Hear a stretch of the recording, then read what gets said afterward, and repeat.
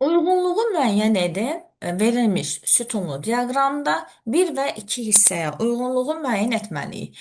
Birinci hissədə olan ədədlər 80 və 120-dir. Və buna uyğun gələn hissəni avtomatik görürük. 80 və 120-yə gedir. Deməli, 1-ə C dəqiq uyğun gəlir.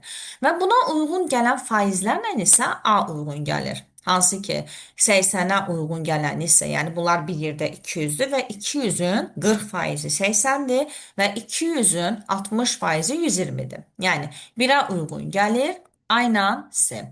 2 də birinci ədəd olaraq baxın, 140 ilə 60-dır.